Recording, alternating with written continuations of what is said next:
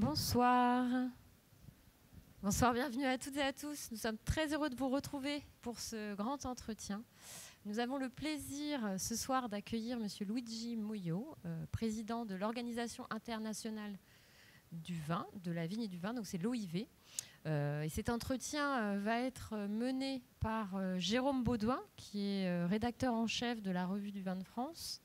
Et nous pouvons organiser ce rendez-vous, ces grands entretiens, ce cycle de grands entretiens, grâce au soutien de notre mécène Keops Technologies, que nous remercions pour leur financement et leur soutien sur tous ces 6 grands entretiens. Donc, nous sommes ensemble d'abord pour une première partie de rencontres avec Luigi Moio. Ensuite, vous aurez un temps pour poser des questions. On fera circuler un micro dans l'auditorium. Vous allez voir, c'est une sorte de ballon. Donc on fera passer le micro, n'hésitez pas à poser vos questions. Et à l'issue de la rencontre, vous aurez la chance de déguster le vin du domaine de Luigi Moio, donc au premier étage dans les salons Lafayette. Et aussi, si vous le souhaitez, d'acheter le livre de M. Moio qui pourra vous le dédicacer. Donc voilà.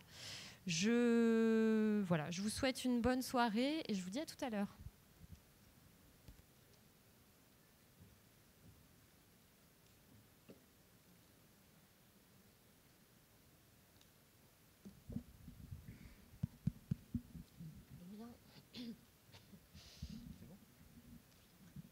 Bonsoir.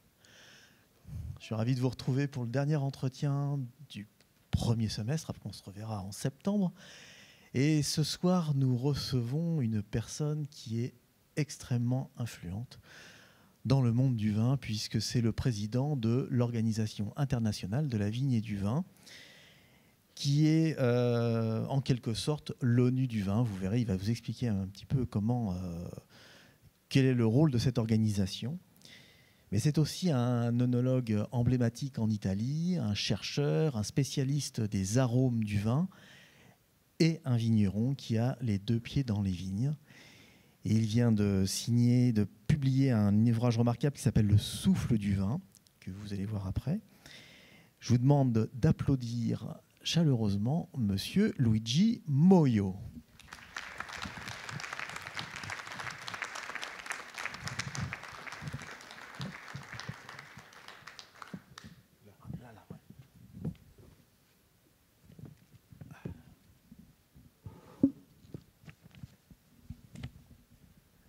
Ça va aller? Bonsoir. Bonsoir. Buonasera. Alors, les personnes ici présentes ne savent pas tout ce qu'est l'OIV, l'Organisation internationale de la vigne et du vin. Alors, quelle est cette organisation et quel est son rôle exactement? Oui. D'abord, je m'excuse pour mon français napolitain, là, plus napolitain que français. J'ai appris le français au laboratoire des arômes de Dijon, où j'étais 4 ans. Je n'ai jamais étudié le français, j'ai étudié l'anglais. Et oui, je voudrais remercier les organisateurs parce que c'est un grand plaisir pour moi d'être ici. C'est un grand honneur. Et je suis très content. Le plaisir est réciproque. Et l'OIV, oui, l'OIV c'est une ancienne... une vieille histoire de scientifique et diplomatique. Parce que l'histoire de l'OIV elle commence à la fin du 19e siècle. C'était le 1874 avec la phylloxéra. Quand arrivait la phylloxéra, justement, on commençait le vin il commençait à bouger et à voyager entre les frontières, et donc on s'est posé un problème scientifique, comme il faut résoudre ce problème. Et donc on s'est rencontrés, surtout les Français, les Italiens, les Suisses, les Autrichiens et les Allemands, oui. Pour aborder ce problème. Et voilà, et donc on commence à avoir un confront scientifique, et ça démontre la nature scientifique de l'organisation, que c'est un organisme scientifique. Après la phylloxère, on a eu un autre problème, très grand problème, avant la guerre, la Première Guerre mondiale, c'était le marché du vin. Il a commencé à pousser, mais sans règle. Sans règle de logique. Sans règle, et des vins même, comme on dit, pas corrects, avec contrefait, fraude, oui. Frelaté. En italien, donc il y avait une contrefaçon dans le vin. Et là, donc, il fallait réfléchir et donner des normes. Là. Et donc, avant la guerre, on fait deux convenios. Un convenio, le premier, c'était à Paris, à Genève, l'autre à Paris. Et donc, on jette les bases même de la définition des vins. Parce qu'on ne savait pas, on appelait tout vin, mais là, on dit que le vin, c'est le produit de la fermentation alcoolique d'homo, de raisin. Stop. Et là, on donne une autre information très importante dans cette époque, que le vin, c'est mono-ingrédient. Je ne sais pas si on va aborder cet argument, c'est mono-ingrédient. Parce que pour faire le vin, il faut avoir qu'une grappe de raisin. Des grappes de raisin, stop. Il n'y a rien. Tous les composés chimiques et biochimiques qui sont à l'intérieur de la grappe, c'est les ingrédients. Donc c'est la grappe que mettons ensemble. Et donc là, après la guerre, il y a la guerre, et donc dans le 1924, c'était le 29 novembre, on signe le traité de constitution de l'Office international du vin, il s'appelait, en France. Et le pays, c'est le pays justement en France. Et là, il naît l'OEV, et après, dans le 1958, il devient Office international de la vigne du vin. Donc, même la vigne, donc toute la filière. Et donc, c'est l'organisation scientifique qui va dans le raisin jusqu'à la table, le marché.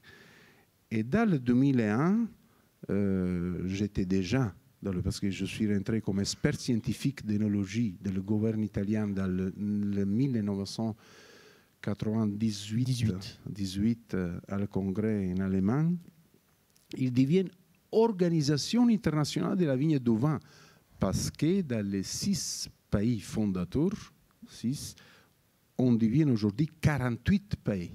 Donc aujourd'hui, l'OEV, c'est une organisation intergouvernative à caractère scientifique et technique avec 48 pays et des observateurs.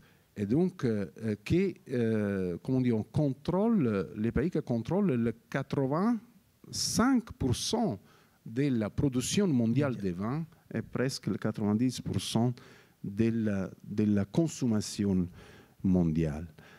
Et donc aujourd'hui, il est organisé avec, il y a les 3 missions principales, c'est justement aborder tous les problèmes des producteurs, des consommateurs, du côté scientifique, et l'autre c'est avoir des liaisons avec les autres organisations, par exemple la FAO, l'OMS, avec le cancer plein et tous les problèmes liés à l'alcool, vous avez vu ou non, dans les dernières années, tout ça, le Codex Alimentarius pour tous les problèmes d'étiquetage, etc. Et là, je dois dire que notre directeur actuel, que c'est général, c'est Paolo Rocca, il est beaucoup actif dans les liaisons avec les autres organisations. Et après, justement, la 3e mission, c'est harmoniser, voilà. Parce que nous, on est des diplomates à la fin. Et donc, moi, maintenant, comme président de l'OEV, je suis le président de tous les producteurs, tous les vins. Et donc, il faut harmoniser, pour favoriser les échanges commerciaux. Parce que non, il ne faut pas oublier qu'aujourd'hui, les 50% des vins mondial, il circule dans la planète. Il bouge avec des boutiques. Et donc, il faut avoir des règles, des normes, etc. Est-ce qu'il y a des pays qui veulent avoir plus de liberté, justement, oenologique? Le problème, c'est des bagarres. Oui, non, le problème, c'est pas la liberté. Le problème, c'est respecter des règles. Oui, c'est ça. La liberté, pour moi, la liberté, la vraie liberté, il doit respecter les règles. C'est ça la liberté, parce que c'est de la démocratie et c'est le respect partout. Et dans la concurrence, il faut être même loyal. Et donc, c'est ça. Exactement. Et donc, non, je ne pense pas, parce qu'on arrive à faire ça. Parce qu'on arrive à faire ça, on arrive à harmoniser, on arrive... Parce que l'autre grand équilibre, vous le savez, c'est dans le vieux monde, on dit notre continent et l'hémisphère sud. Là, et voilà. le nouveau monde. Et tout le Commonwealth, etc. Et donc là, on cherche de faire... on travaille toujours pour ça. Et on arrive à faire ça parce que il y a quand même une indépendance scientifique. C'est ça. C'est une organisation, comme je dis, scientifique, pas politique, scientifique. Et donc, il a gardé jusqu'à aujourd'hui, et même moi, il faut garder cette indépendance. Et ça, il donne la possibilité à les experts scientifiques, c'est presque 1000 experts scientifiques, de se confronter sur des aspects scientifiques, dans l'intérêt de toute la filière du vin. Donc, dans le raisin, comme j'ai dit, à la bouteille, donc la viticulture. Et donc, on a organisé avec 4 commissions, viticulture, énologie, économie et santé et la nutrition et santé. Et après, on a des sous-commissions, les méthodes d'analyse, par exemple, c'est très important pour contrôler le vin, et la sous-commission des raisins de table. Okay. Donc là, et dans les dernières années, ça fait plusieurs années qu'on a un groupe intercommission, que c'est un des groupes aujourd'hui qui doit travailler plus, qu'on appelait Enviro. Il y a dans la salle, que je salue, le secrétaire scientifique du groupe Enviro, c'est l'environnement durable et changement climatique. Et c'est un groupe très important parce que c'est le groupe qui doit, comme on dit, pousser le vin vers la transition verte, la transition écologique, etc., dans le futur. Et donc là, là c'est très compliqué parce que ce n'est pas comme dans la commission d'énologie qu'on a des experts d'énologie, microbiologie, technique, économie, des économistes. De l'autre côté, viticulture, là, il faut travailler de façon interdisciplinaire. Oui, et donc, on a besoin de transversal, on a besoin de compétences très élevées pour aborder des problèmes très compliqués qu'on vit aujourd'hui dans la planète. Et aujourd'hui, justement, la planète, le monde du vin, comment se comporte-t-il ? Quel est son état économiquement et comment va-t-il ? Le contexte économique que l'on traverse aujourd'hui. Oui, le contexte, c'est très dur aujourd'hui, comme tout le monde, pour plusieurs facteurs, le Covid et des autres facteurs qu'on connaît bien.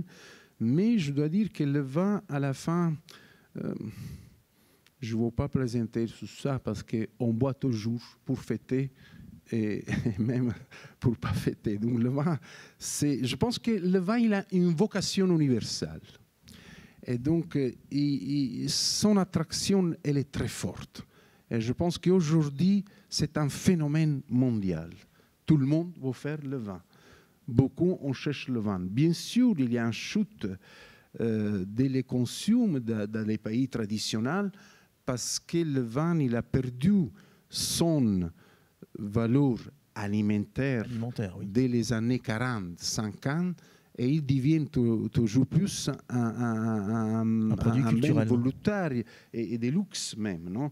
Et donc peut-être on boit moins, mais on cherche des vins de meilleure qualité, de meilleure qualité. Mais aujourd'hui, avec un autre aspect avec lequel les consommateurs on donne beaucoup de valeur, le côté hygiénique, la santé, cette attention maniacale à tout ce qu'on mange, qu'on cherche. C'est ça, c'est les choses, c'est juste.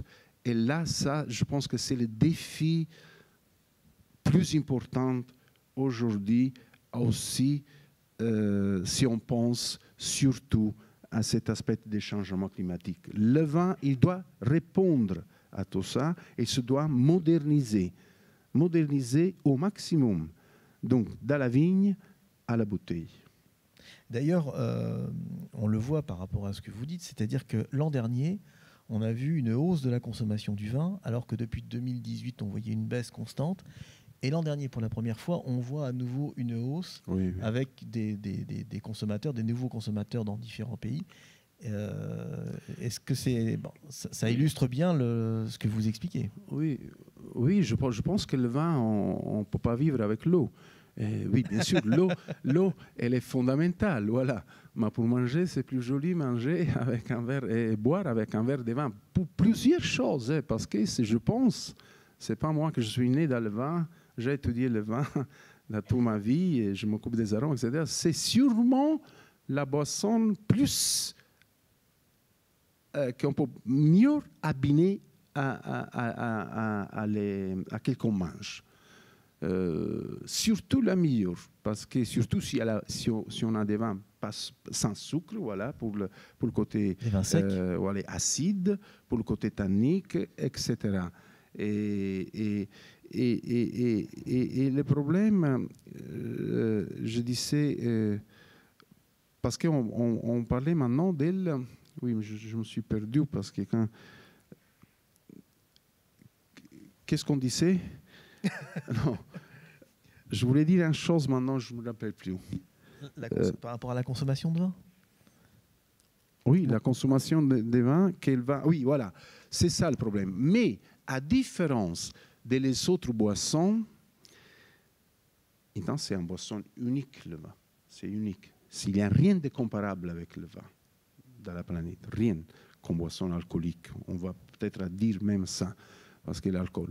Mais c'est un éloge de la diversité. Oui, mais la diversité, c'est surtout au niveau culturel, parce que le vin, il a besoin d'une transmission culturelle. Donc, quelqu'un qui ne connaît pas le vin, c'est difficile qu'il commence à boire le vin. Et donc, il faut un père, une mère, une famille qu'il va éduquer, enfin, il va éduquer même les enfants, les garçons, etc. Il faut une transmission dans le vin. Tout à fait. Et là, peut-être aujourd'hui, avec justement les rencontres traditionnelles à tour en table, etc., même dans Amazon, c'est beaucoup changé, non, tout ça, peut-être c'est un petit peu plus difficile, voilà ça. Mais c'est ça qu'il faut avoir et d'espérer et nourrir toujours cette éducation. Parce que je pense même que le vin, c'est un éducateur. Voilà. Le vin, il a un côté pédagogique même, le vin. Et peut-être je vais l'expliquer après pourquoi je dis ça. Bien sûr. Et d'ailleurs, c'est un produit culturel et votre rôle de président de l'OIV est hautement diplomatique, on l'a compris. Et oui.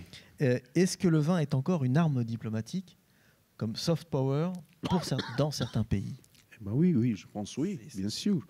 Bien sûr, dans toute l'histoire de le vin, il a été utilisé comme ça. Surtout, Charlemagne oui, bien assurait sûr, et on débouchait la meilleure bouteille, toujours, voilà, pour faire ça. Et donc, c'est pour ça, c'est l'unicité de le vin. Je pense qu'il y a ce côté diplomatique, et l'OIV, justement, on est des diplomates scientifiques de vin. Et pour finir avec l'OIV, quels pourraient être les prochains marchés export pour les vins européens?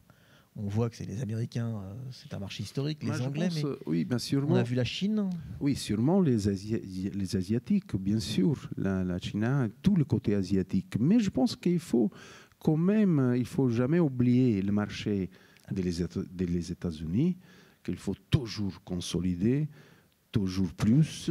C'est un marché très important. Et dans le côté asiatique, voilà, il faut cette opération d'éducation. Voilà, parce que c'est ça le problème plus important. Il faut éduquer ce problème d'éducation, si je peux dire une chose, je le lis dans un livre, un très joli livre qui est écrit dans Mon David. Quand il explique son rêve, quand il commence dans la Californie en son homme, il fait on allait visiter plusieurs fois son domaine là, et quand il a décidé de faire les vins de qualité, fasciné dans la France, etc. Il y a un chapitre fantastique dans ce livre qu'il qu'il a écrit, je dis comment je fais à faire comprendre le vin à les Américains, le vin de grande qualité. Et il explique tout ça. Et donc là, comme vous savez, est né l'énotourisme. Il a ramené toute l'Amérique là, tout avec des pullmans là, à voir la cave, à expliquer le vin, etc. C'est une opération extraordinaire de formation au vin et au vin de qualité, de grande qualité, pour les Américains. Et voilà, pour moi, je pense qu'il faut faire la même chose pour l'Asiatique, si on veut vendre des vins, et surtout des vins de grande qualité. Là. Il faut faire cette opération. C'est qui va faire ça, je ne sais pas. Mais c'est ça, parce qu'il faut une éducation. Là, on a encore un autre problème. Parce que quand on décrit un vin, après peut-être on va parler même des arômes de vin, vous savez, on utilise des descripteurs. Mais les descripteurs pour un Asiatique, ils sont les mêmes, hein? Je ne sais pas. Vous savez, parce que quand on décrit un odeur, il faut faire... C'est ça, quand on dit un arôme de fraise, est-ce qu'un Asiatique connaît la fraise? Exactement. Et donc, c'est encore plus compliqué. Mais c'est ça qu'il faut faire. Si on veut aller vers le vin de qualité, dans lequel, quand je parle de vin de haute qualité, virtuellement, l'alcool, il n'est pas là. Il est là, mais il n'est pas là. Il est caché. Parce que justement, c'est l'odeur, le goût. Et c'est l'harmonie du vin qu'il faut communiquer. Exactement. La boîteté du vin. Hein. L'esthétique du vin. L'esthétique du vin. Justement, à présent, moi j'aimerais bien qu'on aborde les arômes du vin, puisque vous avez sorti un livre qui a eu un certain succès en Italie, plus de 30 000 exemplaires vendus, et qui s'appelle Le Souffle du vin. 40 000 exemplaires. Oui. Voilà, il vient de paraître aux éditions... Oui, hop. J'ai mon petit carnet. Hop, mince. Les éditions de la France agricole, c'est la traduction en français de l'ouvrage qui s'appelle Le Souffle du vin, connaître le parfum du vin pour boire avec plus de plaisir. Ça résume parfaitement la discussion que l'on a maintenant et que vous pourrez découvrir d'ailleurs tout à l'heure après l'entretien. Comment naissent les arômes du vin? Pas le livre. Comment naissent les arômes du vin? Comment naissent les arômes? Oui, parce que pas le livre. Parce que... Comment on passe d'un fruit et Pénaud disait le vin a plus les arômes de fruits que le fruit lui-même. Oui. Ça dépend de la variété. Ça dépend de la variété. Ça dépend de la variété. Ça, oui, d'abord, très vite sur le livre, effectivement, pourquoi j'écris ça? Parce que, je vais dire, je suis un chercheur à la fin. Oui, ma vie, c'est l'université, le laboratoire, le livre et la recherche scientifique. Voilà. Et donc, ça fait une trentaine d'années que je m'occupe de ça. J'ai commencé en France, à Dijon, où j'ai terminé mon doctorat au laboratoire des arômes. Et donc, j'ai travaillé beaucoup sur le pinot noir et le chardonnay. Et avec la communauté scientifique mondiale, on a fait beaucoup dans une trentaine d'années. À Bordeaux, à Montpellier, en Italie, à Geisenheim, en Australie, en Californie, partout. Mais souvent, les articles scientifiques, on les lit entre nous. Je publie un article scientifique, ça fait une trentaine entre nous qu'on va lire ça. Je lis les articles de mes amis américains, les Français, etc., les mêmes, etc. Mais le grand public, il ne connaît pas tout ça. Et aujourd'hui, le vin, comme je dis, il fascine, c'est un phénomène. Il y a une attraction vers le vin, vers le monde du vin. Hein. Beaucoup de personnes vont même produire le vin. Et donc, je me suis dit, oui, il faut le faire, il faut l'écrire, etc. Et donc là, c'est un livre scientifique qui a fait une mise à jour des 40 années de recherche sur le sujet. Il y a une bibliographie de presque 500 citations, il y a tous, même les choses, mais je dois pas ennuyer les personnes qui n'ont pas une base de microbiologie, chimique, etc. Donc, je dois conjuguer les choses. Donc, c'est un essai de vulgarisation scientifique. J'ai utilisé un langage très simple, mais ça, je me permets parce que là, c'est un chercheur qui parle. Et donc souvent, parce que je suis un bibliophile et je lis beaucoup de livres scientifiques écrits par les chercheurs même. Je vous dis une chose, là, voilà, il y a Einstein, que tout le monde connaît. Le premier livre qu'il a écrit de vulgarisation, il l'appelait Relativité, pas la relativité, Relativité. Il était publié l'an dernier après 100 années. Parce que lui-même, il s'est posé la question, c'est qui comprend tout ça? Et tous les exemples qu'il a fait de Légement, etc., ils sont repris dans ce livre de vulgarisation qu'il a fait. Et alors là, je dis qu'un chercheur, pour lui, c'est plus facile d'utiliser un langage très simple, parce qu'il connaît les choses, parce que c'est lui, souvent, qui a produit les résultats scientifiques, etc. Et donc là, c'est bien passé, parce qu'en Italie, il a fait 40 000 copies. C'est un éditeur en Italie, voilà, c'est Mondadori, donc c'est pour ça. Là, en France, je n'ai pas trouvé un éditeur à plus large diffusion, c'est plutôt technique, c'est France Édition Agricole, et donc peut-être qu'il va d'abord entrer dans l'école, et après il va sortir de l'école. En Italie, il a fait le contraire. Il était d'abord lu dans les passionnés, les homélières, etc., et après il était découvert dans les énologues, etc. Voilà. Comme il sort de l'arôme, justement, Pénaud, il disait, il s'appelle, parce que le fruit, le seul vin où on peut sentir le fruit, par exemple, c'est le muscat. Muscat, oui. Là, c'est si.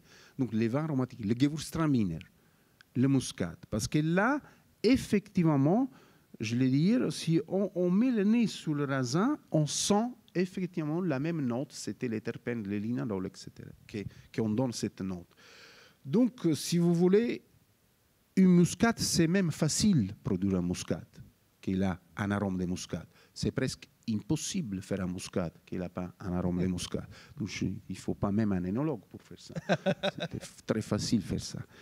Le problème est qu'il y a beaucoup des autres cépages qu'il a un arôme variétal, mais il est caché. Par exemple, le Sauvignon blanc, le Pinot noir.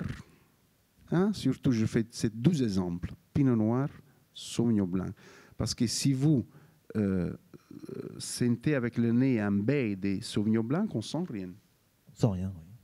Si on la crache, la baie, on sent un retour d'arôme là. Donc il y a des arômes dans sa structure chimique qui ne dégagent pas la molécule volatile. Hein? Donc c'est des variétaux secondaires, on dit ça. Ouais.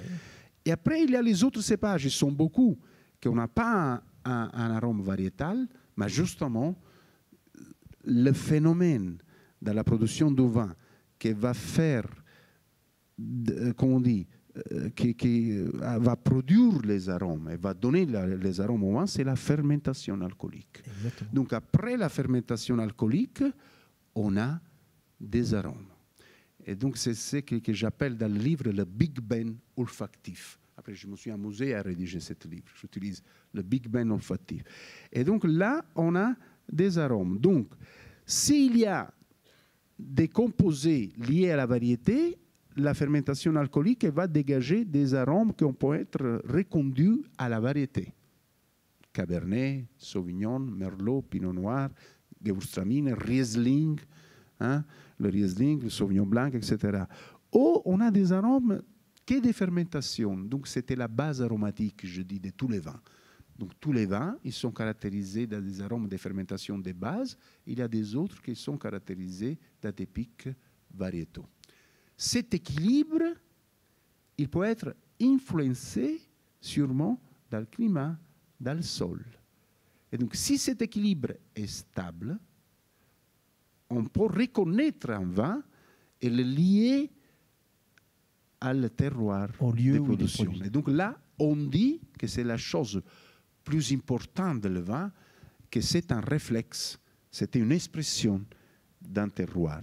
C'est simple à le dire, mais c'est compliqué à le faire, tout ça. C'est très compliqué, surtout aujourd'hui avec le chauffement climatique. Eh oui. Et justement, la notion de terroir, alors est-ce que c'est les notes de pierre à fusil, par exemple, qu'on a dans le Sauvignon blanc, est-ce que c'est un mythe ou est-ce que c'est justement l'expression du lieu? Oui, ça peut être, oui, bien sûr, l'expression du lieu, même la pierre à fusil, mais mais on peut avoir même un côté floréal, c'est-à-dire quand on pense à les terroirs, là j'ai un chapitre là dans le livre, le ceinture de la terre. C'est pas parce qu'on sent la terre, c'est ça, c'est différent. Souvent la terre c'est un défaut, parce que c'est un autre produit.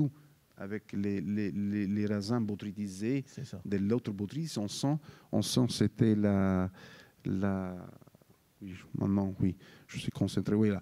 Et ça peut être un défaut. Mais là, c'est la Terre, c'est-à-dire le système influence l'équilibre entre cette molécule.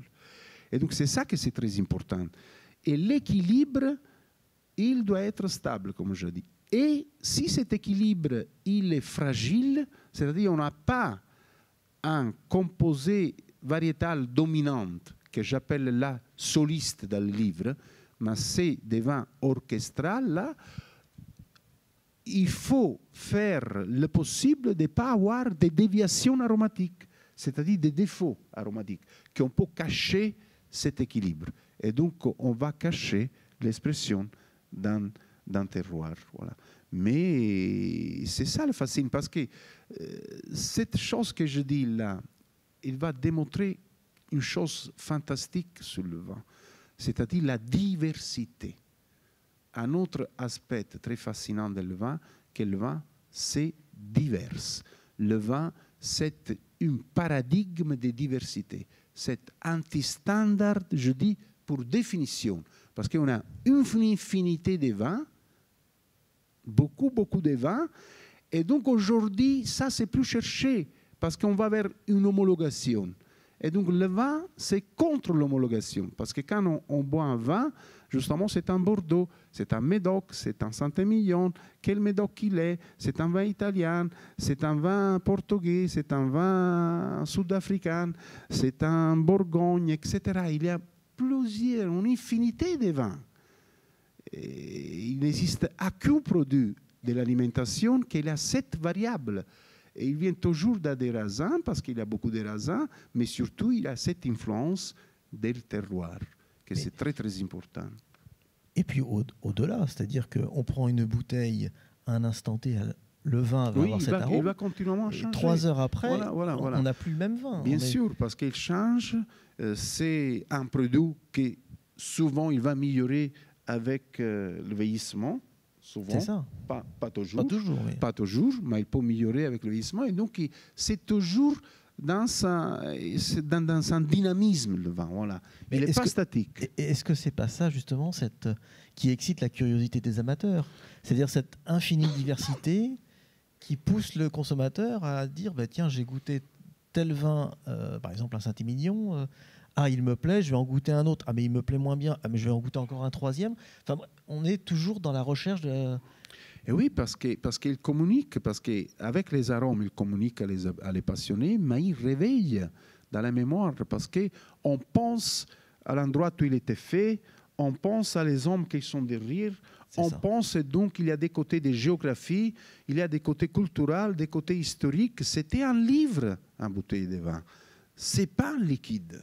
Et donc, quand on boit, il faut éduquer ça. Quand avec des amis, on tourne cette verre, on commence à discuter. Je sens cet arôme, c'est plus le côté épicé, ou l'autre côté, mais c'est plutôt le médoc, ou c'est plus un pomerol, etc. Et ça, c'est un aspect très, très important. Voilà, et va démontrer que c'est quelque chose où la culture, c'est fondamental pour apprécier tout ça.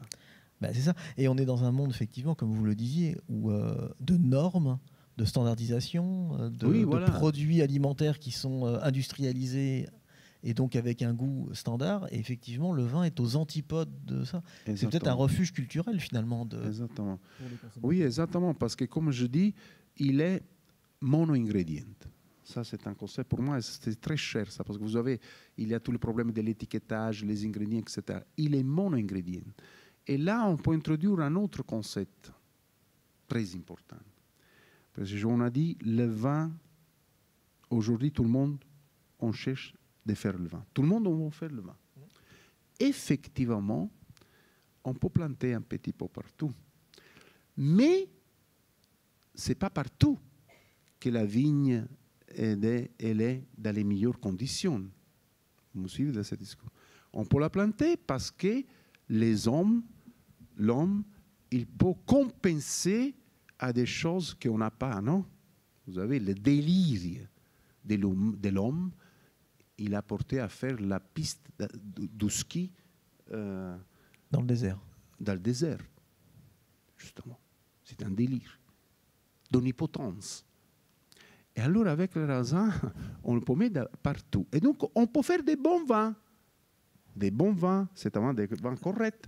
Parce que si quelque chose ne marche, il ne va pas très bien, avec des interventions techniques qu'on démarre dans la viticulture jusqu'à la production, on va à corriger et donc arranger. Donc, le vin, il est bon.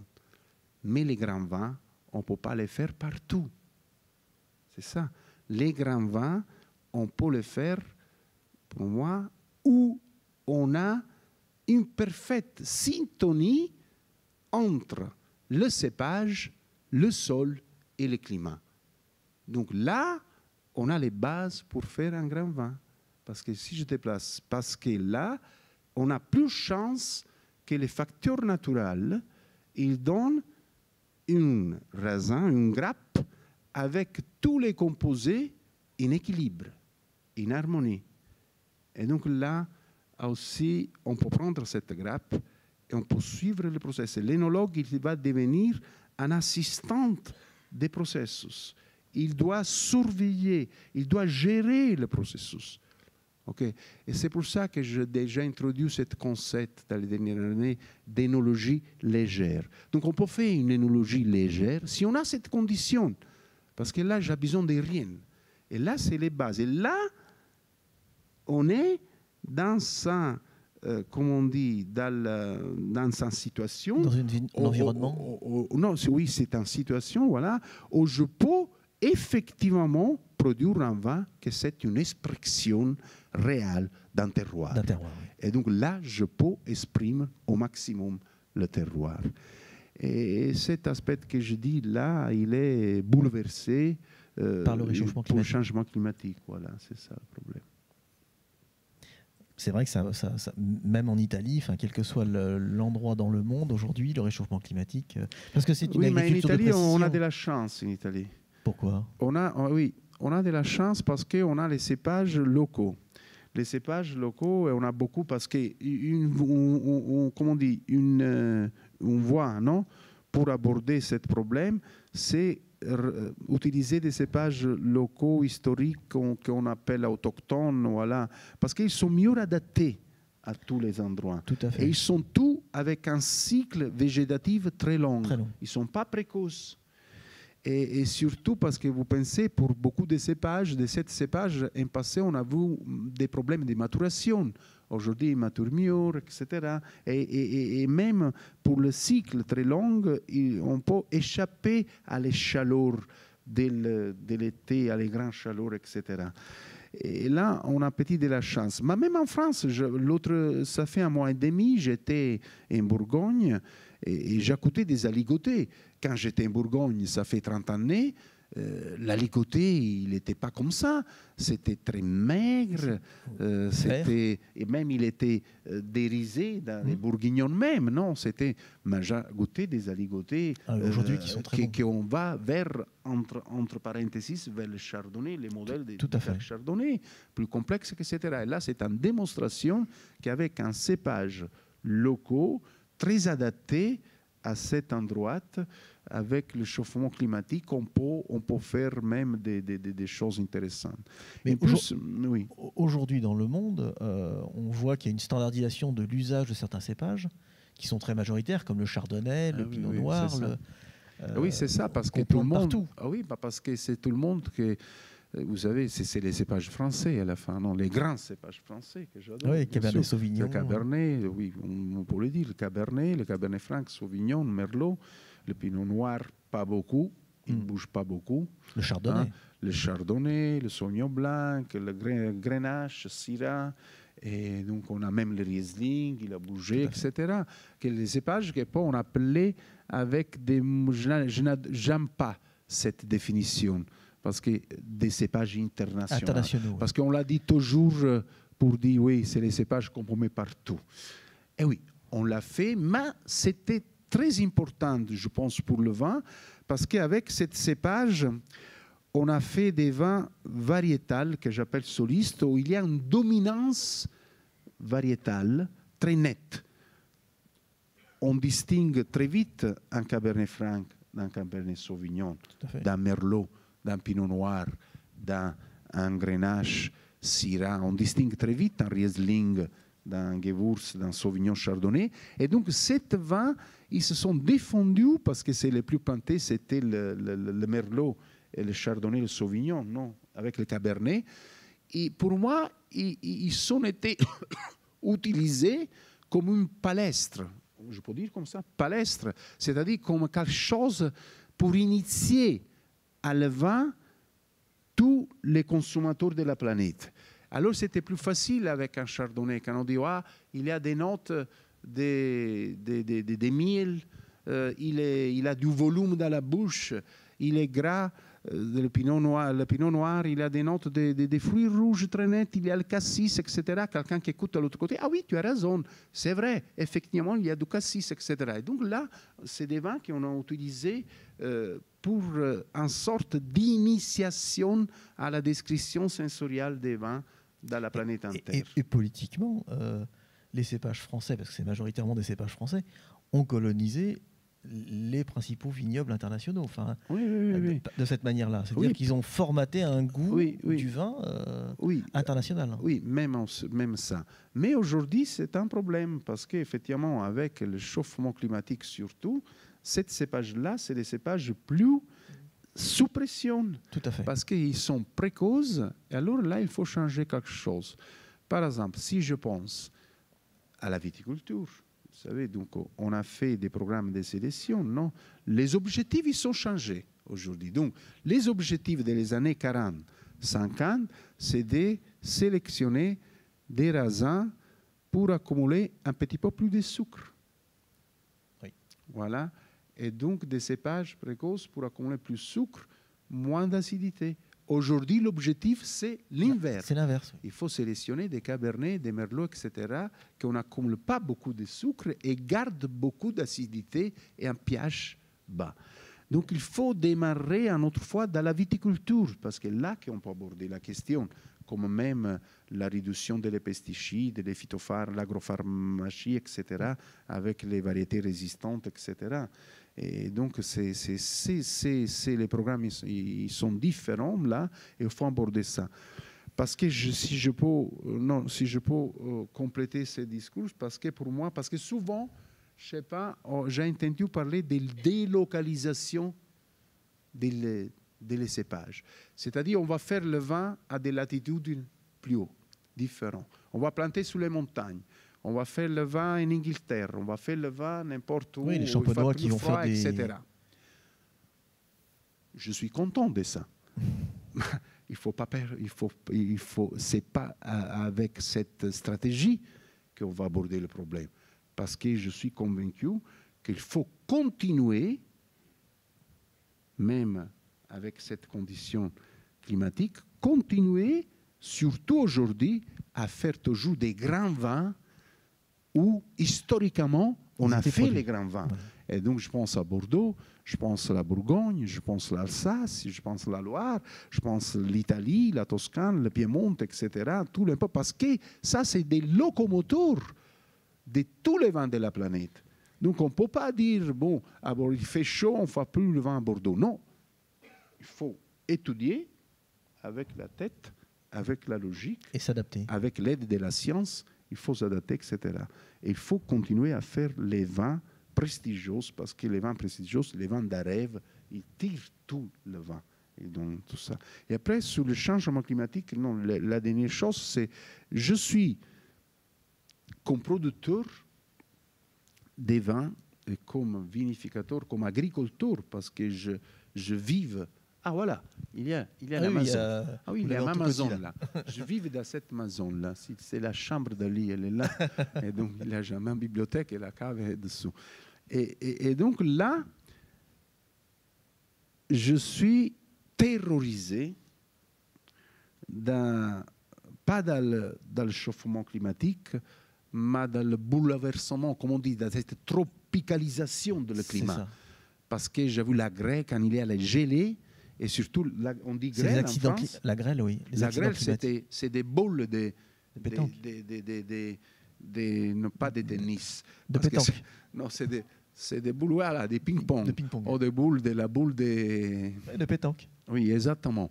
C'est quelque chose de catastrophique. Et après qu'on a travaillé toute l'année pour faire les raisins très jolis, mûrs, on les caresse, on fait des jardins, et il arrive la grêle, c'est tout fini là. Oui, c'est ça. Et donc ça, c'est un autre problème. Ah, c'est de l'agriculture. Oui. Les conditions extrêmes du climat, oui. Oui. Alors, justement, on parle d'œnologie, et vous avez travaillé avec un grand monsieur bordelais, qui est aujourd'hui décédé, c'est Denis Dubourdieu, qui a travaillé d'ailleurs sur les mêmes problématiques que vous, hein, les précurseurs d'arômes, les arômes dans le vin. Quel souvenir gardez-vous de Denis dans vos échanges, de vos... J'ai, comme on dit, un tendre et affectueux souvenir, parce que j'avais un respect énorme pour le professeur Dubourdieu. De l'écart, j'avais entendu parler, quand je suis arrivé à Dijon, de Michel, le professeur Foyat. Il me parlait, il y a un jeune professeur à Bordeaux qui est brillant, etc. Et je parle des années 94, 91. Je suis arrivé en 90. Ça fait 34 années, 32 années. Et non, c'est combien d'années? Oui, une trentaine d'années. Et je sentais que c'était un professeur brillant qui commençait sur le Sauvignon, donc sur les précurseurs, etc. Et donc la chose, parce que je l'ai rencontré plusieurs fois, on discutait toujours des vins, mais la chose il est venu là, il est venu un jour en Italie, il m'appelait Luigi, je veux venir dans ton petit domaine. C'était un grand honneur pour moi. Il était sur la terrasse là, on a goûté les vins. Mais la chose incroyable, j'ai beaucoup de souvenirs, mais avec lui, bien sûr, on a discuté, etc. Mais on a travaillé séparément. Parce que je travaillais dans mes laboratoires, lui dans son laboratoire, etc. Et même sur l'énologie, parce que maintenant je tiens les cours de vinification, surtout, comme lui, un blanc et un rouge. Et alors là, souvent, quand il y avait un confront, on disait les mêmes choses, et on arrivait les mêmes conclusions. Et ça, c'est la démonstration qu'avec la logique, avec une approche scientifique, avec une approche rationnelle et logique, on arrive à les mêmes conclusions. Pas parce que c'est Denis qui me l'a dit à moi, ou moi à lui. On arrivait à les mêmes conclusions de façon incroyable sur des aspects de la vinification. Et ça c'est une chose que je dis souvent, même à moi-même. Et c'est pour ça que je dis à mes élèves, à tout le monde, je dis, oui, je fais les cours, bien sûr, mais mon objectif, c'est stimuler votre curiosité, stimuler votre tête et l'imagination à la logique. À faire, et c'est pour moi même l'énologie moderne, c'est ça, à différence de l'énologie, parce que vous avez le vin, la façon de faire le vin, il n'est jamais changé. Quand l'homme il a commencé, dans le néolithique aujourd'hui, on a pris le raisin, on l'a craché, et une fermentation spontanée est démarrée. Rien n'est changé. On a l'équipement aujourd'hui. Mais aujourd'hui, qu'est-ce qui a changé? On connaît qu'est-ce que ça passe là. On connaît tout. Et donc, on peut gérer le processus. Parce que vous avez les deux principales méthodes de vinifier, ils sont doux. Pas 40, 30, etc. Doux. Un rouge et un blanc. Avec la macération et avec sans macération. Stop. C'est ça, les deux. Aujourd'hui, on connaît bien, parce qu'on connaît bien qu'est-ce qu'il y a dans la peau, qu'est-ce qu'il y a dans la pulpe, les composés chimiques, on connaît la fermentation alcoolique, on connaît les levures, qu'est-ce qu'on fait, et donc on peut effectivement imaginer le vin. Et donc je dis souvent à mes étudiants, on ne peut pas faire un vin si on ne l'a pas dans la tête. Et donc dans la tête, si on a une connaissance scientifique profonde, on peut même imaginer le vin jusqu'à tout le côté esthétique, sensorial. Je dis, je dois faire ça. Et donc, je commence, il faut planter cette vigne, il faut avoir ce terroir, il faut la gérer comme ça, il faut faire ça pour avoir cet équilibre dans le raisin. D'ailleurs, les plus grands vignerons que l'on croise sont souvent des gens qui ont eu une conception très poussée du vin, du style de vin qu'ils voulaient élaborer. En plus de vos travaux de recherche, parce que je vois que l'heure tourne très vite, vous êtes également consultant, vous êtes donc président de l'OIV, mais vous êtes vigneron. Oui. Et qu'est-ce qui est important pour vous? Pourquoi vous êtes vigneron? Est-ce que c'est important d'avoir toujours les deux pieds dans les vignes, dans le concret? Oui, c'est fondamental. C'est une autre chose, voilà, que j'avais.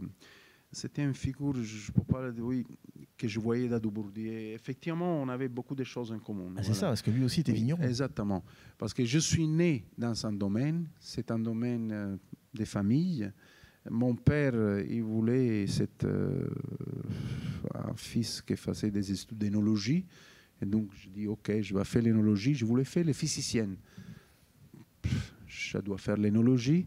Mais la passion pour la recherche scientifique, j'ai continué avec l'université, le doctorat, etc. À la fin, je ne suis plus retourné dans le domaine de mon père, bien sûr. Mon père, il était là, mais j'ai donné des conseils. Donc, maintenant, le domaine, c'est mon frère qui le gère.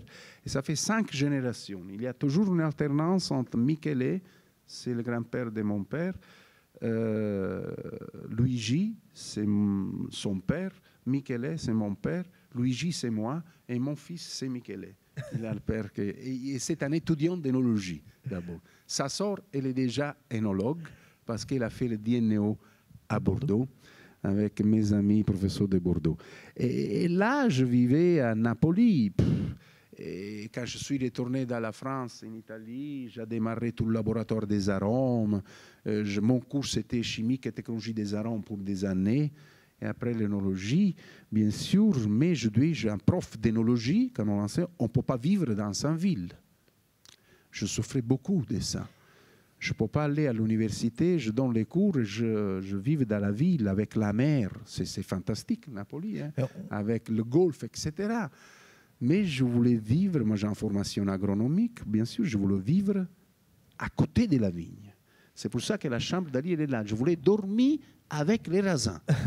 Et alors, avec ma femme, qu'elle est là, qu'elle me soutienne, elle me supporte surtout, et je dis, il faut quitter Napoli, il faut fonder un domaine. Il faut fonder un domaine qui c'est le reflet des choses que je dis. Je dis, mais tu es fou. Oui, peut-être, mais il faut le faire. Et là, on a commencé dans le 2001, dans 20 ans. Dans 20 ans, même quand on a fait, il me disait, mais après, on arrive à vendre cette bouteille de vin, on le boit nous. Et donc, on a commencé, c'est une aventure fantastique. Je pense qu'elle est contente, même tous les autres, la famille. Et donc, aujourd'hui, on a fêté les 20 années. Aujourd'hui, on a 30 hectares plantés de vignes. Alors, on va voir une petite vidéo, parce que est-ce qu'on peut la lancer en régie? Il y a une petite vidéo d'1 minute avec une belle musique qui montre justement le domaine. Et je crois que la vidéo a été faite par votre fils. Oui, c'est tout fait à l'Amazon. Quintodecimo.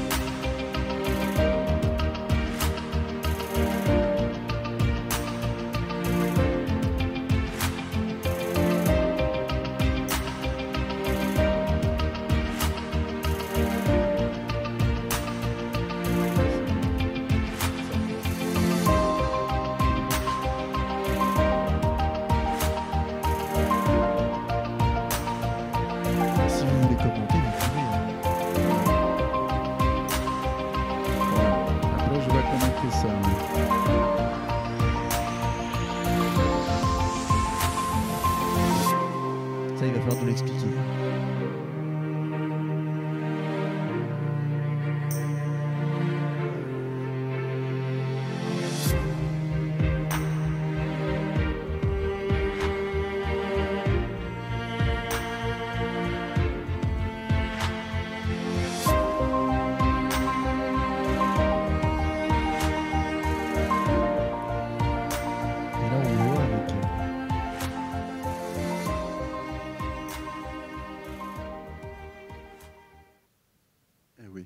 c'est ça. Donc... Alors, quelle est cette drôle de vigne, là? Oui, c'est un joule. Figure mathématique, ça? Oui, c'est un joule.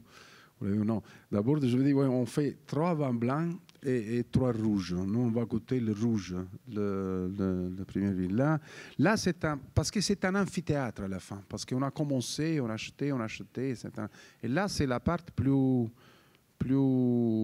basse. Oui, plus basse, peut-être, on peut la voir. Et là, pendant le lockdown, oui, je vais dire ma passion pour la physique, non? Et pour la mathématique. Et je continue à lire ce livre de vulgarisation sur la mathématique, la physique, etc. Et moi, je suis, comment on dit, une esthète. Ouais, j'adore le côté esthétique, la beauté, que pour moi, c'est simplicité, comme on dit, et harmonie. Voilà. Et comme vous avez, il y a des mathématiciennes qui ont cherché d'expliquer ça, la beauté, non? Je pense même que c'est, je l'ai dit, c'est possible d'avoir une approche objective sur la beauté. Il y a des canons. Il y a des mathématiciens, on commence Pythagore, on dit que tout c'est un numéro. Et après, Euclide, je sais pas, avec la règle aurea, avec 1,618. Et donc, il y a le rectangle aureo. C'est un rectangle avec deux cathètes que le rapport il donne 1,618. Beaucoup des architectes ont utilisé tout ça. Des règles d'or. De la règle aurea. Après, ce numéro de les proportions divines, le numéro divin, il était repris de Leonardo da Vinci, dans son homme vitruvien là. C'est l'homme parfait avec cette mesure, etc. Et après, il y a un autre mathématicien, il s'appelait Leonardo da Pisa. Il est connu comme Fibonacci. Il doit résoudre un problème de mathématiques et il va définir la séquence des Fibonacci. Vous avez 1 plus 1, 2, 2 plus 1, c'est 3, 3 plus 2, c'est 5, 5 plus 3, c'est 8, et 8 plus 5, 13, 13 plus 8, 21, etc. La chose incroyable dans cette séquence de Fibonacci, que le rapport entre deux numéros de la séquence, c'est une autre fois 1,618. Donc c'est le numéro que dans la nature, il apparaît toujours. J'ai lu même des articles scientifiques qui ont dit s'il y a dans un jardin, dans un parc, une panque, on appelle ça panque. Un parc, oui. La panque. La panchina, comment on s'appelle ça? Ah, le banc. La panchina, on se va... Le banc. Un banc. Non? Pour s'asseoir. Eh ben, le banc. Le banc. Le banc. La banquette, le banc. Par exemple, la banquette. La banquette. Si, voilà. Par exemple, la banquette est 2 mètres, non? On l'a 2 mètres, oui, 2 mètres, 3 mètres, etc. Il y a un pourcentage très élevé que s'il y a une personne qui se va mettre sur la banque, là, il se va mettre dans une position qui va diviser la banque de tout segment. Le rapport, c'est 1,618. Il ne se va pas mettre au milieu. Non. C'est incroyable. Voilà. Et donc, tout ça, et là, si on reprend ça avec des carrés, on a des spirales. C'est la spirale de Fibonacci. La spirale de Fibonacci, c'est la spirale de la glace, c'est la spirale de Covid, de l'RNA, la spirale de DNA, la spirale de toutes les choses que dans la nature, les vogues, etc. Et là, je n'avais rien à faire là avec le Covid. Oui, j'avais hypothisé tout ça pour expliquer comme l'homme, il va avec sa tête à faire tout ça. Et pendant le Covid, on pleurait, tu te rappelles, non? Parce qu'on était fermés dans l'Amazon, privilégiés parce qu'on pouvait même sortir, etc. Et j'avais fait les 10 ans parce que là, on ne pouvait pas planter la vigne pour faire de bon vin. Parce que c'est la partie plus basse. C'est la partie basse, oui. Donc là, je vais faire la vigne aurea. Et donc, j'ai désigné la vigne d'or avec 16 spirales de Fibonacci, avec toute la séquence, etc. J'ai fait un dessin. Je l'ai expliqué à mes collaborateurs, qu'ils me regardaient comme ça, il est complètement fou. Et donc, on a fait tout ça avec les 4 cépages. Et donc, il y a les points cardinaux. Vous venez au domaine, là. Je vais attendre tout, comme ça, on va boire et je vais expliquer tout ça. On a l'Aglianico, c'est le rouge, Après, c'est dans les points cardinaux. Après, cardinal, on dit ça. Oui. Après, on a le greco, c'est très jaune, donc avec le rouge. Après, la falanghina, le fiano. Après, on recommence avec la Ianico, etc. Donc, on a un numéro de Fibonacci des plantes d'Ianico, des falanghines, etc.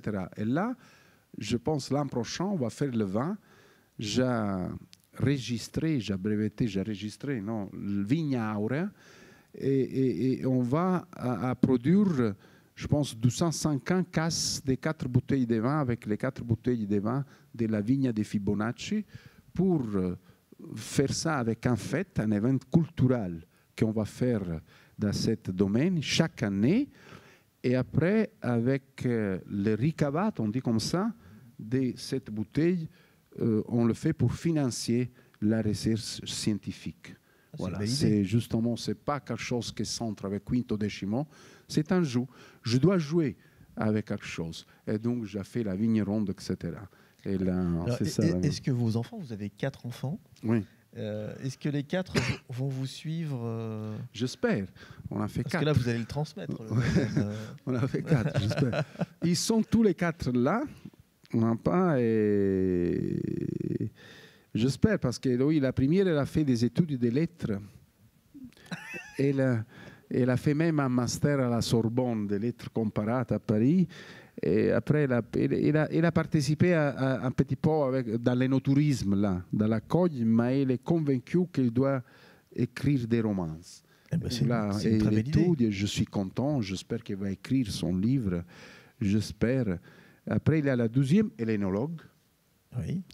Elle a fait, même elle était d'abord chez moi, elle travaille dans le domaine. Et les garçons, c'est le plus compliqué.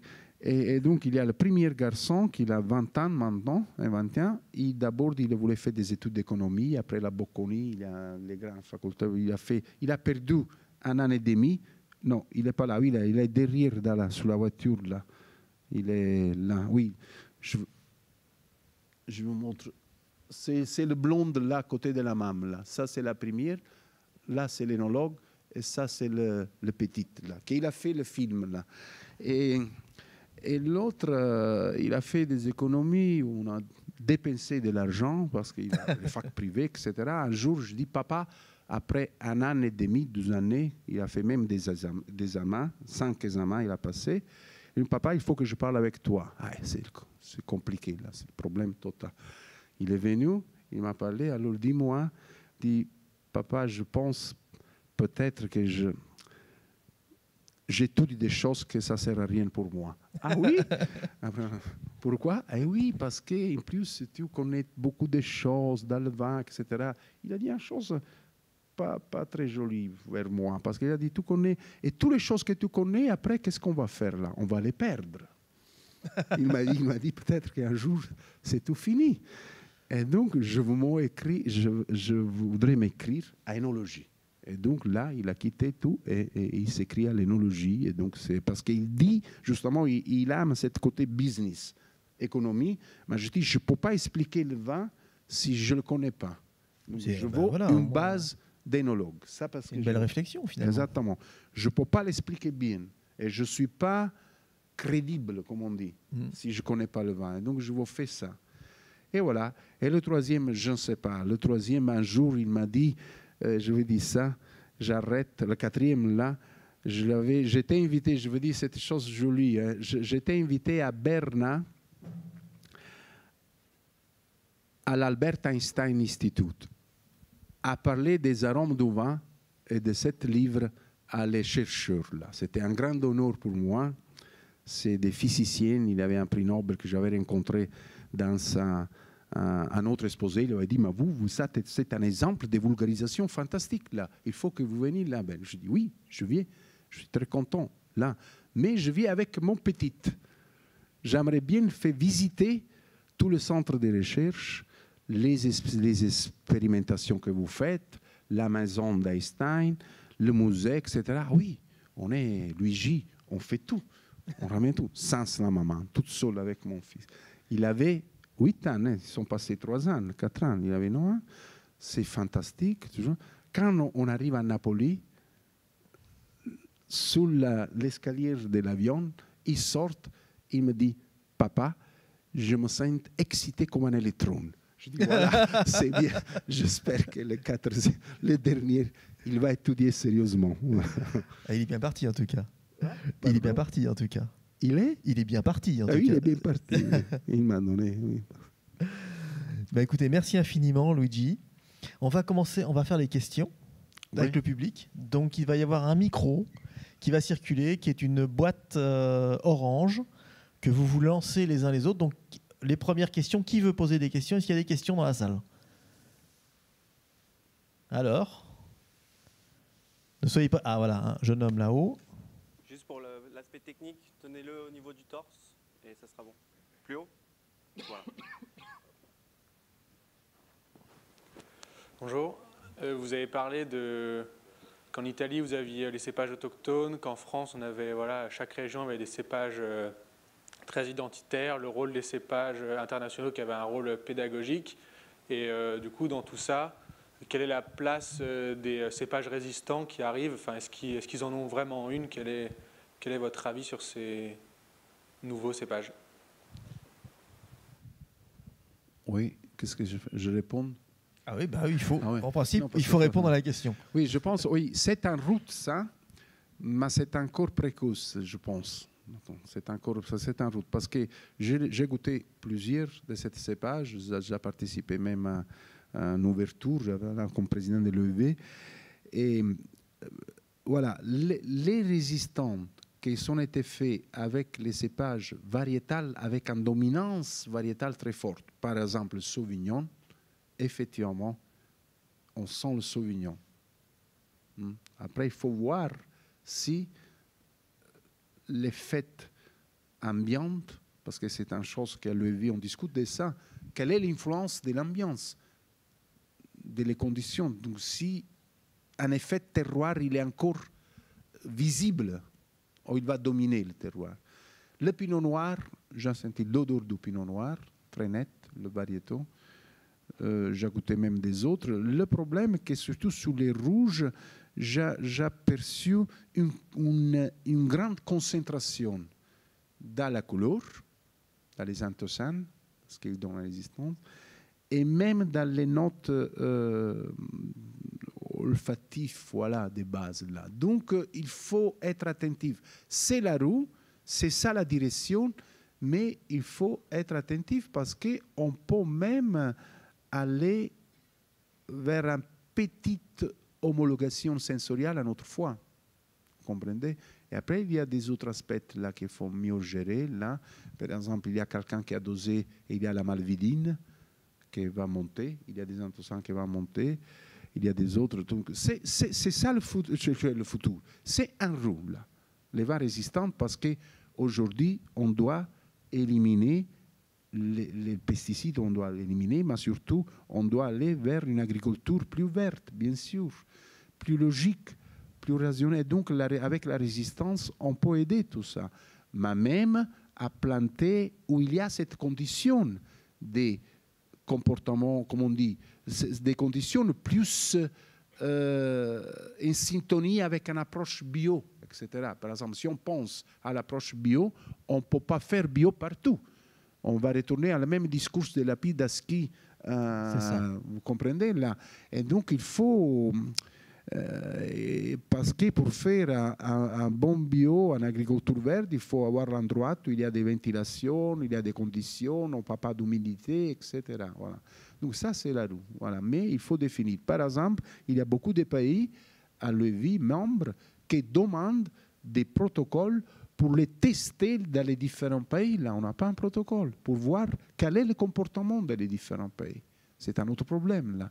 Quelle est la réaction de cette cépage?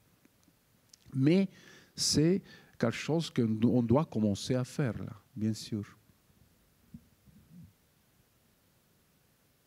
Alors, est-ce qu'il y a d'autres questions? Ne vous bousculez pas, surtout. Pas de questions?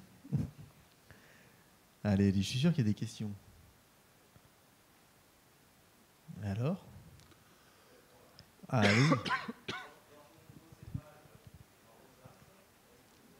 Pardon? Attendez, on va vous donner le micro. Tenez, on va vous le lancer. Voilà. C'est pour ça que... Bonsoir. Dans vos nouveaux cépages que vous venez de planter là, pendant le Covid en rosace, est-ce que vous avez remarqué une amélioration au niveau de la maturation des raisins? Quel cépage? Les 4 cépages que vous plantez sur la figure de Fibonacci. Oui, voilà. Là, non, parce qu'on l'a planté le Covid quand se fermait. C'était il y a 2 ans, donc c'est pas encore... Voilà. Donc il va en pleine production l'an prochain. Là. Mais effectivement, les vignerons, parce qu'on a beaucoup de vignerons, je ne pense pas qu'on a un vigneron fait comme ça, là, je pense. Parce que les vignerons, ils sont faits à rayon, non? Et justement, c'est un protocole expérimental, là, parce qu'on met les variables de densité, d'échange, etc. Et ça, il y en a plusieurs de ça. Même là, on peut voir ça, parce qu'on a différentes expositions, parce qu'elle va tourner la spirale, etc. Et ça, c'est un autre motif que j'ai fait ça. Parce que là, effectivement, on l'utilise comme un modèle expérimental pour tester des choses, parce que nous, on est tous en biologique, là, tous les 30 hectares, et donc là, on va faire des tests, etc. Parce qu'en plus, là, c'est le côté plus extrême, parce que c'est la part plus humide, là, c'est à la base de l'amphithéâtre, là. Mais on l'a planté aussi pour faire ça, pour voir la réaction des différentes variables, voilà, pour avoir un modèle expérimental avec lequel on s'amuse, on joue. La recherche, c'est un jeu. Parce qu'un chercheur, les qualités, je dis à mes amis, il doit vivre dans une enfance permanente. C'est un garçon, c'est un petit garçon qui joue toute la vie. Comme on dit. Il doit être cette tête des fanchoules adolescents. On doit être rêveur, en fait. Oui, on doit être rêveur, voilà. Et donc, il faut jouer. Et il doit vivre dans le doute. Ça, c'est fondamental. Ça, c'est fondamental. Même le doute où je suis maintenant. Je suis là avec vous. Un doute stimulant et non pas un doute qui va bloquer l'imaginaire. Exactement. Est-ce que vous avez d'autres questions? Merci. Bonsoir. Je vais profiter de votre vision tout à fait internationale. On connaît tous les vins, américains, sud-américains, européens, etc. Les vins asiatiques et notamment les vins chinois, le vin chinois. Est-ce que ce marché se développe en termes de production? C'est un très grand pays. Il y a toutes les conditions climatiques, j'imagine, diverses et variées. Est-ce que c'est un marché qui produit de plus en plus son vin? On voit qu'ils achètent beaucoup de propriétés, mais est-ce qu'ils commencent à en produire? Oui, c'est ça le problème. C'est ça le problème. C'est un peu l'inverse. C'est pas facile. Hein. Je crois pas que c'est difficile. On fait des bons vins, on cherche des vins. Souvent, je l'ai goûté, oui, on rentre dans la définition, peut-être des ordinaires. Voilà. Des vins ordinaires, bons. Loyal et marchand. Peut-être on peut dire sans identité, parce que c'est une autre chose là. Hein. L'identité, ça c'est une chose, c'est qu'avec Denis Dubourdieu, notre fixation, c'était l'identité et la qualité. L'identité et la qualité, voilà. C'est aussi ça. Et alors, bien sûr, on va faire des vins corrects. Mais je pense que c'est très prématuré, très précoce de dire qu'on peut faire des grands vins. Pardon? Ça marche. Si. Il faut donc les éduquer, c'est ce que vous disiez tout à l'heure. Non, mais c'est pas que tout à fait. C'est pas un problème. Oui, c'est éduquer à le vin, mais il faut aussi voir s'il y a la possibilité de faire des vins de grande qualité. Avec les cépages, c'est pas facile. Parce que la démonstration, pourquoi en France on a cette vin, pourquoi en Italie, pourquoi dans le bassin méditerranéen, pourquoi dans l'Espagne, etc. Parce que tout ça est né quand l'homme, peut-être, il ne s'est pas appliqué beaucoup, de façon même, entre guillemets, naturelle. Parce qu'effectivement, on est dans le berceau, dans la place, dans la place de la planète, où naturellement, on a la vigne qui pousse bien, les oliviers, etc. Déjà en Californie, c'était plus compliqué. On l'a fait. Mais quand même, c'est compliqué. Vous savez, si on goûte des pinot noirs là, c'est compliqué. Et donc, parce que surtout aujourd'hui, il y a un autre problème très important pour moi, qu'avec ce problème du réchauffement climatique, je ne pense pas que c'est le problème de l'Asia et de la Chine, parce que les vins que j'ai goûtés, ils sont pas très concentrés, mais on a un problème de concentration. Et non, aujourd'hui, même les consommateurs, on cherche la légèreté, des vins plus légers. On cherche, moins alcoolisés. Dans ma tête, c'est l'élégance. On cherche l'élégance. Et là, c'est facile parce que c'est un problème viticole. Là, par exemple, l'époque de la cueillette, c'était fondamental. C'est éviter une surmaturation. Parce que la surmaturation, en plus, elle va, même la surmaturation, à dépotentier le terroir, à réduire l'expression territoriale. Et donc aujourd'hui, il faut aller vers un côté des vins plus légers et donc élégants, plus fruités, pour exprimer le terroir. Sans tomber dans la sous-maturité qui est l'autre penchant. Enfin, exactement. Et c'est pour ça, on ne peut pas... Donc, il faut réfléchir beaucoup. C'est pour ça que je dis que le vin, c'est un projet. Il faut l'avoir dans la tête, tout ça. On ne peut pas faire le vin une fois dans la formation. Dans une époque, dans la fin des années 50, on produisait le vin et on allait à côté des différents cuves. On disait, ah, ça c'est bon, ça c'est pas bon, ça c'est bon, ça c'est meilleur, etc. Non, aujourd'hui, il faut projeter le style de vin. Hein? Et pour faire ça, il faut connaître la viticulture, il faut avoir une formation agricole. Parce que le vin de qualité, c'est un projet agricole. Agronomique. Ce n'est pas industriel, ce n'est pas technologique.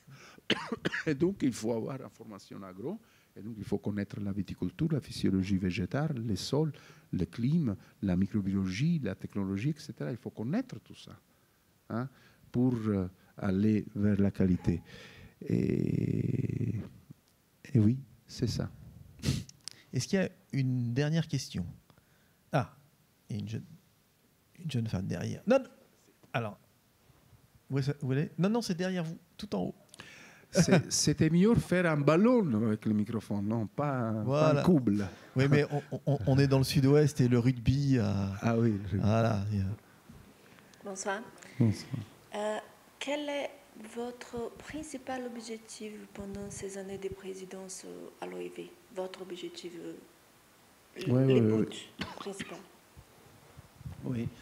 Oui, comme j'ai dit, alors, d'abord, comme on dit, affianquer, être à côté de la direction générale, que c'est la partie plus active, je l'ai cité avant, on a cette dynamique directeur qui bouge tout le temps, Paolo Rocca, parce que pour chercher d'être inclusive et élargir, notre but, c'est avoir encore plus de pays.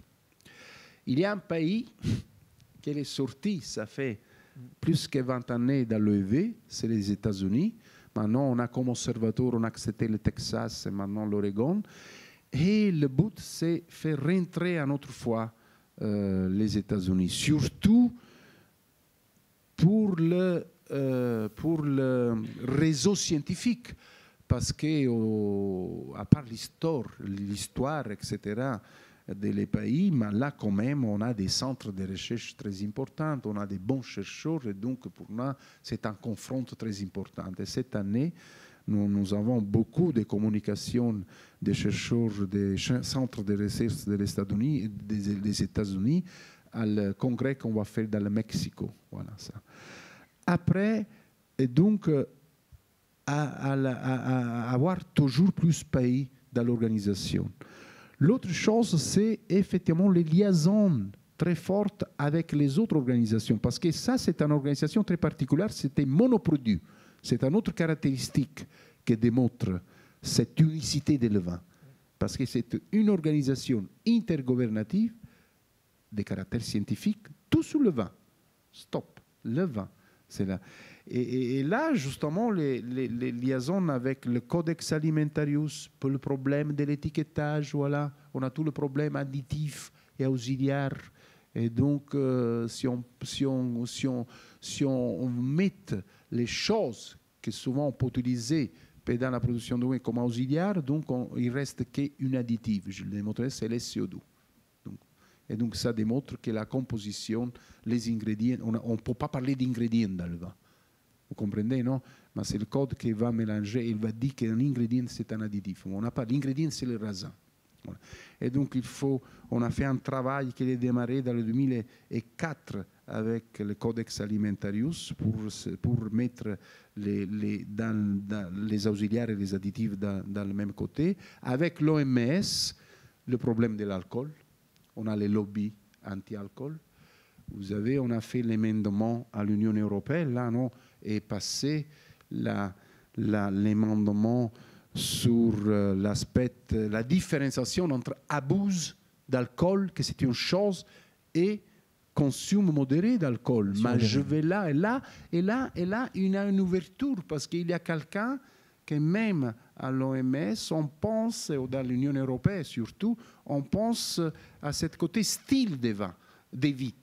Parce que, vous savez, même le problème du cancer, on ne le peut pas lier qu'à une substance, c'est lié à un style de vie. C'est ça. Et donc, on pense à la diète méditerranéenne, etc. Il faut vivre d'une façon... Il y a beaucoup de facteurs. Et peut-être que le vin, avec des quantités modérées, qui sont comme on dit, voilà, il peut donner des bénéfices. Là. Il faut comprendre tout ça.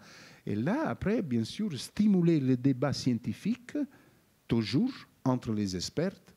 Et là, c'est un objectif. Garder l'indépendance scientifique de l'organisation et, bien sûr, tout le côté ordinaire, routinaire de la vie sur les pratiques viticoles, énologiques, etc. Bon, une autre chose que j'ai beaucoup, sur lequel je suis beaucoup sensible, je l'ai dit, ce groupe-là, il y a lui Enviro, c'est-à-dire cet aspect que j'appelle transition écologique. Voilà, ça, parce que là, aujourd'hui, le vin et le monde du vin, il doit changer.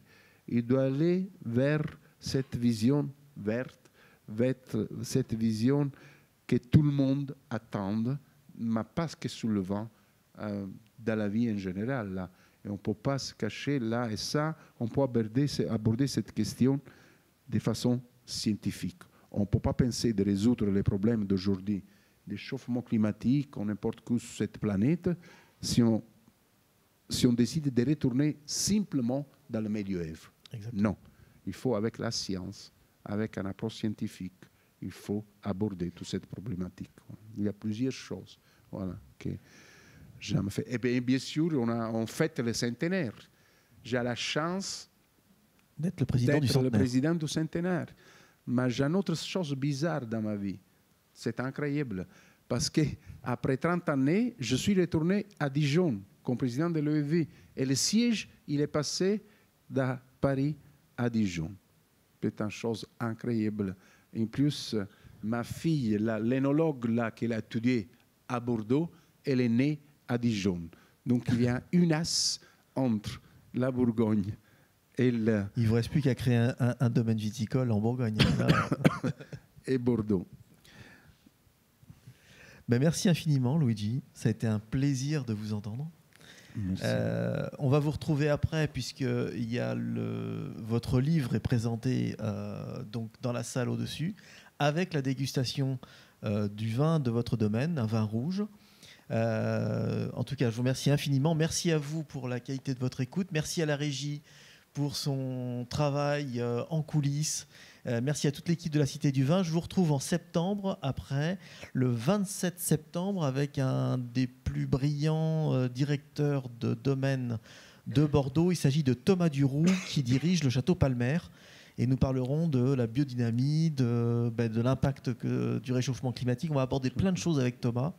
Donc je vous retrouverai avec plaisir, avec un grand plaisir, le 27 septembre prochain. Voilà, je vous remercie infiniment et bonne soirée. Merci.